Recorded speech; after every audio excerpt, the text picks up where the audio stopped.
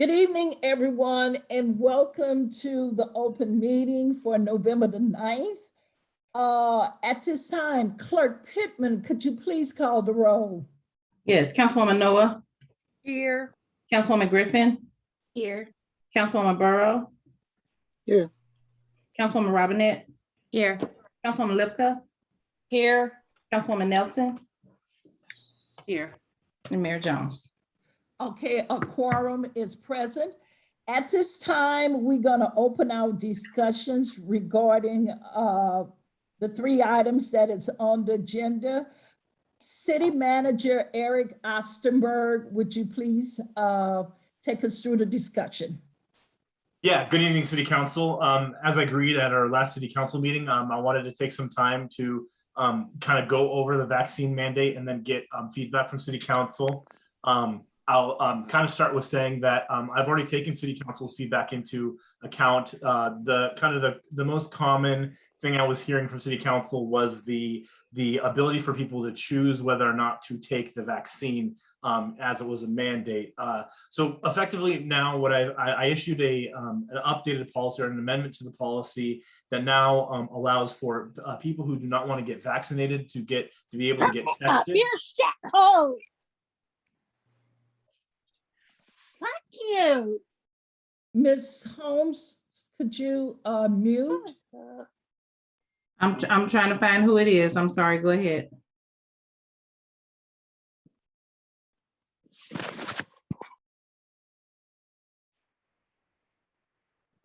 All right. Where was I? So I heard. So the feedback was that the most common thing that I heard was about there not being a choice whether or not people took the vaccine or not, and that if they didn't take the vaccine, that they would lose their job. So I released an amendment to the policy just 2 Fridays ago, and what that amendment entails is allowing for people who do not want to get vaccinated to submit a test on a weekly basis to HR in order to update us, keep us updated on the status of that they're COVID negative. So, if in the event that they're COVID positive, we would just ask them to take the sick time and then rejoin the organization once the symptoms have subsided and it's safe to do so. Tonight, I have Fire Chief John Hampton to kind of talk us through our own testing clinic that we'll be holding at the firehouse. John. Thank you, sir. Mayor, Council, it's a pleasure to be here. Working with Eric, we developed an SOG on this process. And what the purpose of this is to provide weekly testing for unvaccinated Ferguson employees. The scope of the work will be for the standard applies to all employees not vaccinated that work for the city of Ferguson. To give an overview of it, we have enough tests to test all employees, and I have pretty much an unlimited supply of tests that I can get my hands on right now. So any person that is employed by the city of Ferguson not showing proof of vaccination to HR will have a rapid test given by the fire department personnel every Monday. These times will be from 0800 to 10 o'clock. I will personally be there myself to help administer the test. A list of all employees that get tested will be given to HR by noon each Monday. And then we went into the process of how they were going to get the test administered to them, which is they will drive up, fire department personnel will meet them outside, administer the test. The test takes about 15 to 20 minutes at the very most. And at that time, we will let them know if they're negative or positive. If they're positive, we will make sure that they go into isolation and we will contact HR immediately. It is still their responsibility, though, to get a hold of their department head, and that is well defined in our standard operating guideline to let them know that they are taking sick time and that why they are out. Right now, that's how we have this set up, and I think it will work out fine. We did a little test this past Monday, and it worked out well. We just had a few hiccups, but there was nothing that we couldn't overcome. So that's our process going forward as of right now. Thank you, John. As a final note to council, kind of going over some of the policy changes, I'm speaking with the executive team internally with the department directors. One of the things that I heard specifically from our parks director, Dave Musgrave, was a concern about the people who might, teenagers who are often working in our parks department during the summer. What happens if their parents don't want them to get the vaccine? We're currently working on an exemption form for them to just ensure that we're able to, there's not an adverse impact that prevents or makes it more difficult for Dave to hire those sorts of people. And I know that we're pressed for time a little bit during the special session today. So I will give the floor to council for questions. So I do have my hand up. I don't know if anybody else does, so I don't want to jump in if I'm not the first I'm one. looking for you, Linda. Okay, there you are. Councilwoman Lipka. Let me lower my hand. So this can go to either Eric or John, but we have created We can't hear you. You can't? Now we can. Okay. This goes to John and Eric, and I appreciate that we've created a process to continue the testing and continue the employment of our staff. What I do have a question about is, are we going to increase the requirements of mask wearing?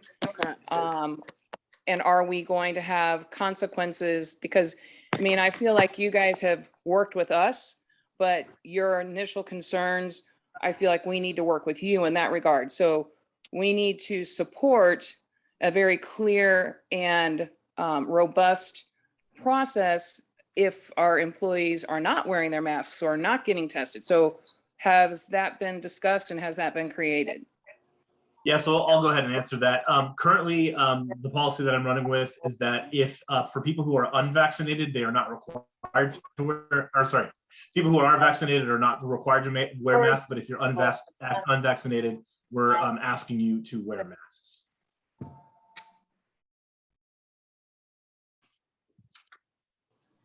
I hear that, but my question is, what happens if you catch them blatantly disregarding wearing masks? I'm not saying we would have staff that would do that, but what if somebody said, well, heck with that, I'm not wearing a mask, and do we have a process created for a situation like that?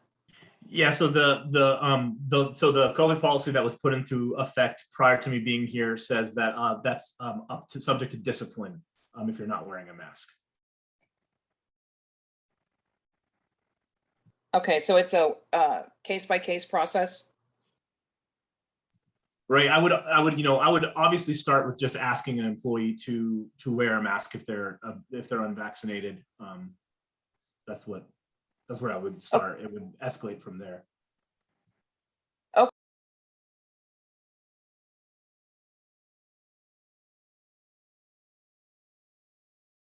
And then it looks like Chief McCall has just joined as well. I invited him to speak during this item to kind of give you cover the grounds about how the changes to the policy have impacted and been received by the police department and our officers.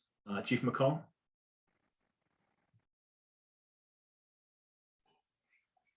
Yes, sir. Good evening, Mayor and Council. Hope you guys are having a pleasant evening.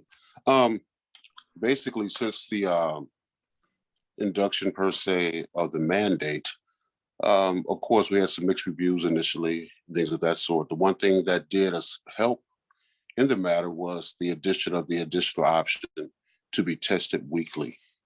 I think that a lot of the officers have different, those that are not vaccinated. First and foremost, I would like to say, it's my belief that the majority of my police department is vaccinated. This occurred in the early times of COVID. So we had a lot of people who, including myself, that did get vaccinated. Matter of fact, I just had my booster a couple of weeks ago. So the one thing that we have done, we have had officers that have been taking the actual vaccine since the mandate. But as I said before, it's been more of a, I would say, less of a pushback since the information on being tested weekly has been put into place.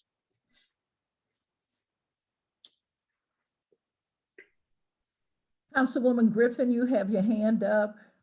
Yes, ma'am. I just had a quick question. It was in regards to the time frame. So just to make sure, like we don't, do we have like any staff that are on the third shift, the night shift, Chief McCall, that would have to, I'm just thinking about the time allotment that we gave them to come in and receive the testing. Like there's nobody like on third shift that would have to go home, get off their shift and then wake up between those hours to be able to take that test, is there?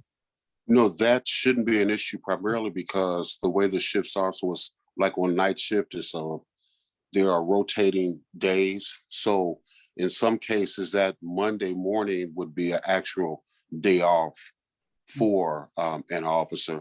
And of course, if there was any who needed to be tested or whatever, they do know that they can come directly to myself or to the city, and we can get that taken care of. The 9 o'clock on Mondays primarily was to try to make it more convenient for all staff that might need the vaccination shot. Okay. Or I'm sorry about the testing. I'm sorry. Okay. All right. And then just to add for additional clarity, Councilor Griffin, we are also allowing people to bring tests from their doctor, from pharmacies, any of the locations that are providing tests as well. So we're not by any means requiring them to come to the city. It's not really about observation of them getting the test. It's more just that we have some record.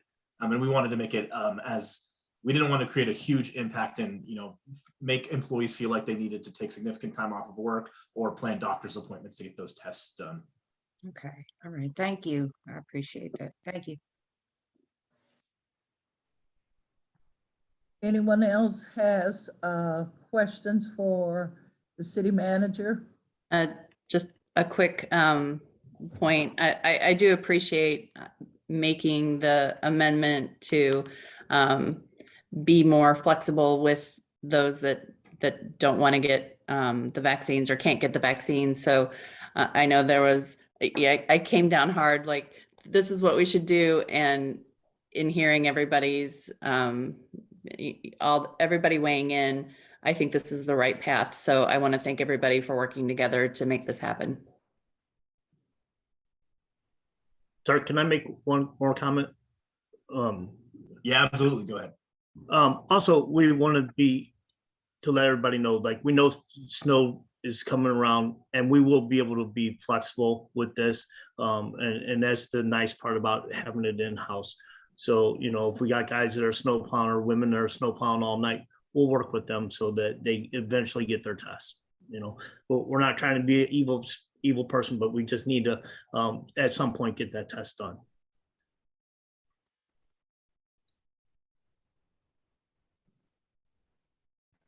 And that was all from staff, city council and mayor.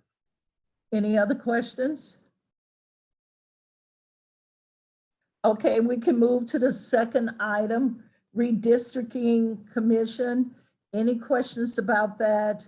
I sent out the Redistricting Commission information that is found in the charter, and I sent it out with the applications to all the council members. So, have any questions?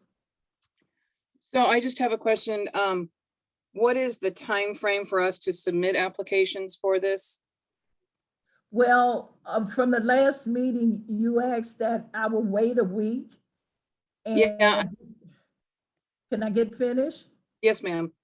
Okay, at the last meeting, you asked that I would wait until this meeting before I appoint anybody to the redistricting committee, because you may know someone, or someone on the council may know someone who wants to submit an application.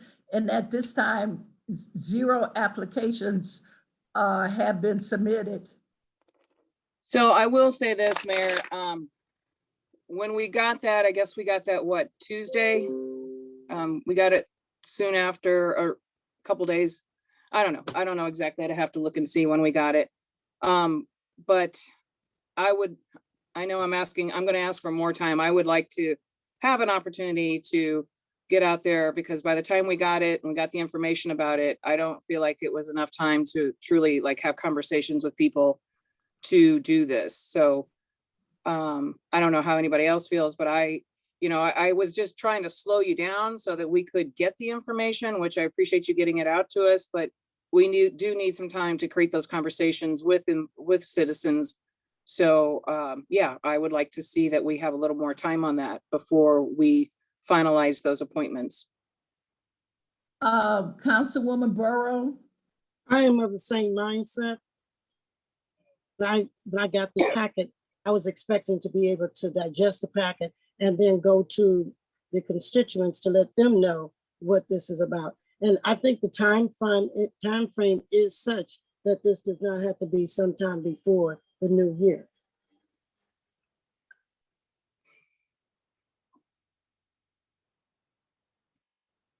Anyone else? I was just gonna say, Mayor Jones, I have one person who just told me today that they will be interested, so I'm gonna be dropping off the commission application to them so they can fill it out and then submit it accordingly. Okay, great. And I will say too, Mayor, that, and I appreciate what Fran said. I mean, I'm starting those conversations. I do have one person who's kind of interested. They want more information. So, I mean, it's not something that we're not trying to work on. So we just would like a little more time to finalize our suggestions for people. Same here. I just got one person yesterday. Even if we put the process through, we still would not be able for today. So I think that the citizens would need time to digest. Okay. Okay, since Councilwoman Griffin has someone who's interested and they have not received the application, and Councilwoman Burrow, you have someone who's interested, we'll just go on and agree and put it off until December. Okay? The next item on the agenda is code for property maintenance. Mayor, this is Tony again. Can you tell me, or somebody tell me, what is the time frame? What is the deadline that these have to be done? Because we're talking about another year. So we're still rushing people to get this application that they knew nothing of. What's the time frame? Somebody know the time frame? There's not a rush, but however, once the people are appointed, they will work with the city clerk and the city attorney, working with the Board of Election, getting mappings, looking at different areas. It takes time to get the mappings, look at them, try to come up with a decision to bring it to the council in order for us to accept it. So I want them to have a lot of time to do the work. Mayor, I know that process. All I'm asking for, do you know the time frame for us to have this in? Well, I would like to have it done before the 1st of January, so that'll give them all the way to November to have everything completed. Can you give me the time frame? Do you know it? Yeah, just say the 1st of January for the. No, do you know the time frame for the actual when we have to have it done? Do you know that time frame? Jesus. It has to be done before November 2022. Thank you. Thank you.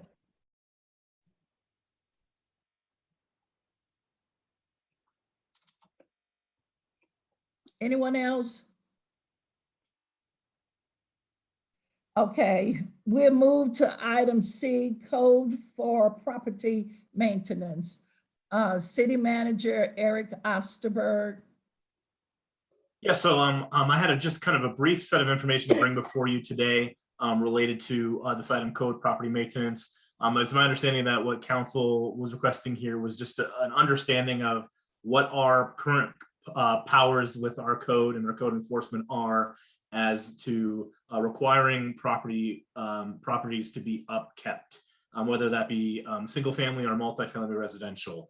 And kind of what I wanted to kind of speak to specifically is our ability to summarily abate issues, and why I think that we need to be more creative and kind of thinking about how we encourage property to be maintained and upkept in our city. So currently within code, we have the ability to summarily abate a nuisance issue. So for example, with grass, if we need, if people are not cutting their grass, we can, as a city, hire a contractor to cut that grass, and then charge the property owner for it. The process is that we first tag and notify the property owner, and then depending on the type of issue it is, there's a certain time frame that is given to the property owner, and then we're able to abate the issue. That charge is expected to be paid by that property owner to reimburse us for the cost of doing the work.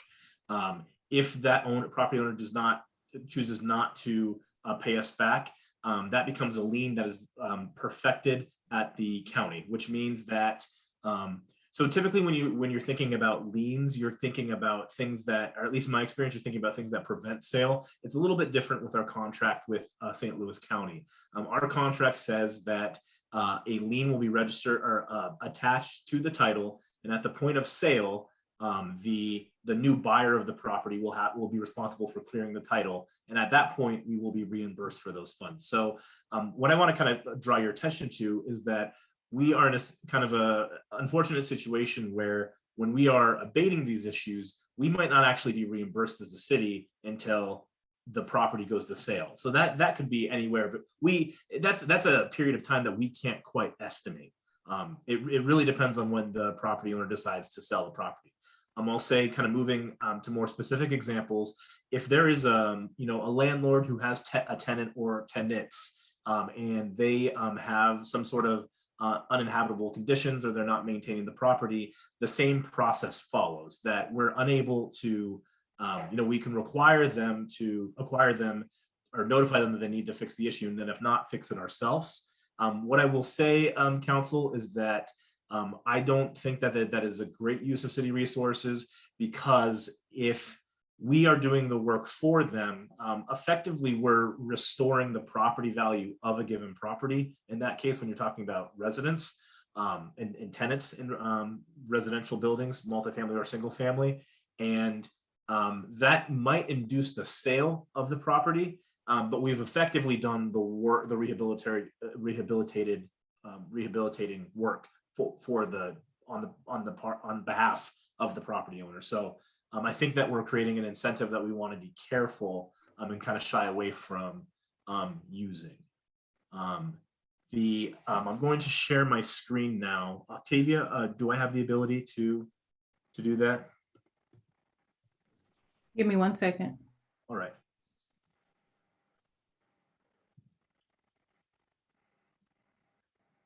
Go ahead. Thank you. Now, I'm just going to share a slide with you. Did it transfer? Excellent. Okay. Sorry, I'm going to get to one slide. So staff is working on a presentation to you, as I mentioned at the last council meeting, about other tools that we have in our tool belt in our charter that exists now to try to address some of the issues that we're seeing as it relates to residential sorts of issues that we're having with our property owners. This is a bunch of text, but I just want to draw your attention to just a few things on it. First, there's a zoning style called inclusionary zoning. This is something that's used all over the states, and it is primarily used when there is a concern about, speaking frankly, gentrification and displacement. When you want to be mindful of the people who are here in your community, and you want to support them, and at the same time that you want to bring up property values in a way that serves the people who are here without causing, again, significant displacement. So rezoning is just inclusionary zoning, excuse me, is just a style of zoning where the focus is on building affordable housing and mixed use development or mixed income development. So the idea is, so say for like you have 100 units in a residential development, you might specify that 25 of those units stay. This is just an example. This is just an illustrative example, not a concrete recommendation. I should probably preface my comments with that. You can have 25 of those units be maintained for lower income individuals, then the rest of the units be market rate. You can kind of get creative. You can require or allow for a certain amount of people to have certain sorts of criminal background waived, or if they've been rehabilitated through the justice system, maybe you're looking at trying to target a few units for those sorts of people. Again, it's really kind of a creative tool, and you can kind of build what you kind of want to see. But I don't know if you remember from our last presentation, there's kind of a carrot or a stick approach that you can take when you're trying to deal with property owners. There's the kind of the way of doing zoning where you're blighting property, but then there's a way of doing rezoning where you're looking to bring developers to the table and work side by side in a partnership to kind of achieve the community you want. What I will say as a final note, so first off, you'll be getting more information about this. I will send out a report tonight that details in great length what inclusionary zoning looks like and what the steps are that we can take to actually use those tools in our city. But the other thing I wanted to just draw your attention to was that the kind of the legal history of inclusionary zoning is something that has changed over, I'd say, the past 10 years as case law has come up. There's been legal challenges sometimes to in introducing requirements of developers that of existing properties. What courts have kind of decided, what case law has decided, from at least from the research that I've seen, is that what makes inclusionary zoning a legal tool still is the ability to take a carrot and stick approach at the same time. So speaking very specifically about that, that is at the same time you're requiring certain things of developers, property owners, residential property owners in particular, you're also providing benefits to them. So things like expedited and subsidized permitting. You might waive the permitting fees altogether. You might make a separate process that's less burdensome to those sorts of developers. You might be abating taxes. You might be doing some of those things along those lines.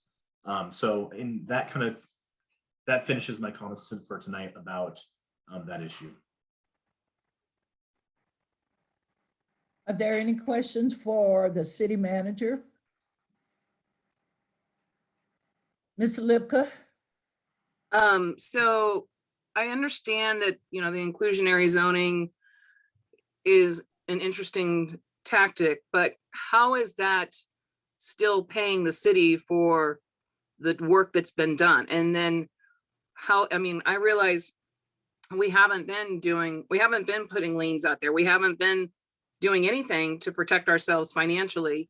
And you pointed that out as well. And so, how far back can we go to get that corrected? And how, I don't see the connection where inclusionary zoning actually pays the bills of when the city mows the lawn or boards up the house or does those types of things. Yeah, so I was speaking about inclusionary zoning specifically when you're talking about multifamily residential as opposed to, single family residential where you're having, abating nuisance issues like weeds. I was more speaking about the habitability and the quality of life for people who are living in buildings where there might be maintenance issues that are not being addressed for, weeks, months, years at a time.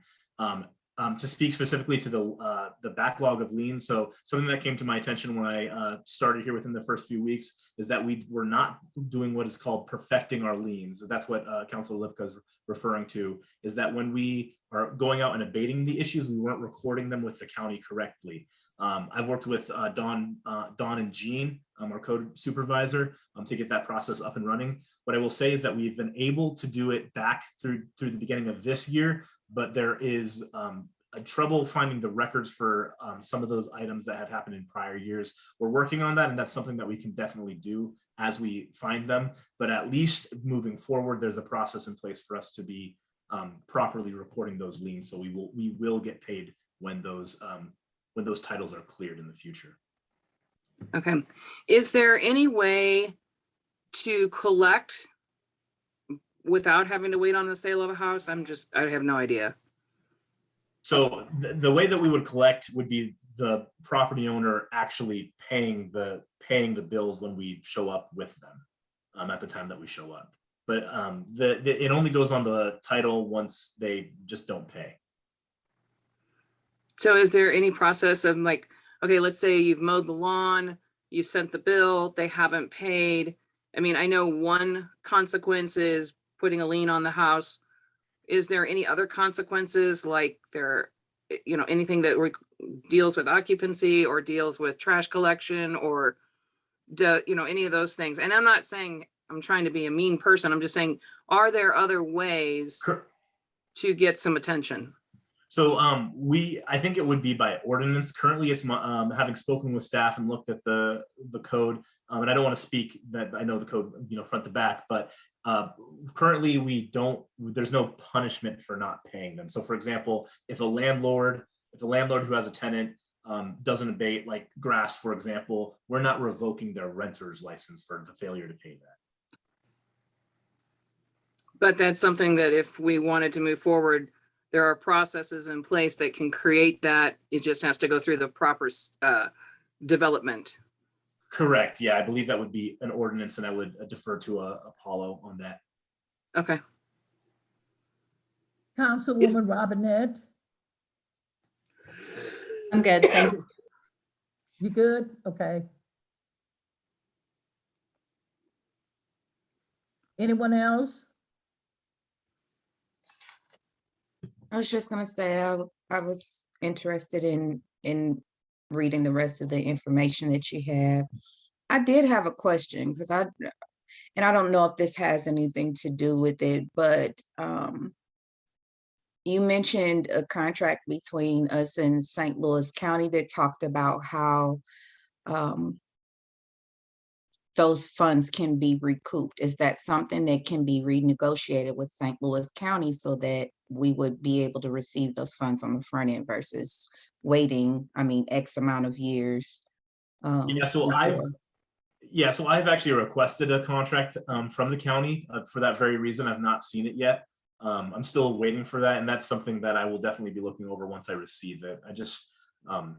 We've just overall as staff that on across a couple of different items, it seems like we're having a pretty slow turnaround times on documents from the county at the moment. Okay. And then just because I'm curious, because I know we do have, some apartment units that are in abatement, but they're in abatement through the housing authority. I know that's not the same thing with the city. I understand that. But my question is that process the same? Like, is there, when it's something like that, other than just not paying for, terminating, whatever agreement, like, is there, I guess that would be a question for the housing authority. Like what happens with that? Is that one of those cases where there is a lien put on that property? So because of whatever agreement they had, like, does that impact the property as well? I'm not clear on that, but I can get an answer back to you. Okay. I'll reach out to the housing authority and kind of gain an understanding about what that looks like. I'd imagine it's a similar process to ours, but I'm not quite clear. I don't want to speak definitively. No, I appreciate that.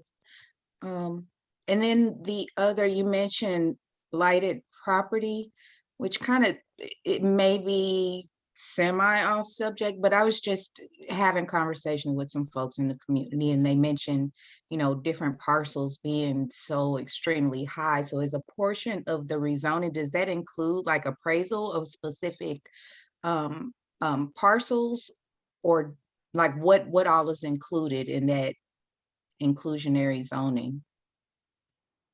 So I can't speak to inclusionary zoning, but I can speak to when we establish redevelopment areas. It's a requirement of the Missouri revised statutes that there is a determination of blight found either by the city or the developer who's interested in creating a redevelopment area. So just to be clear, for an example, if you had someone who was in a commercial district who owned the building, and they wanted the city's assistance in developing that building, they might hire someone to make a study of their property that would then furnish a finding of blight, they might then approach, Elliott in our city and say, hey, a third party conducted a study, made a determination of blight. What would the city be willing to do to partner with me to try and bring this property forward, increase the value and kind of bring it out of being considered blight.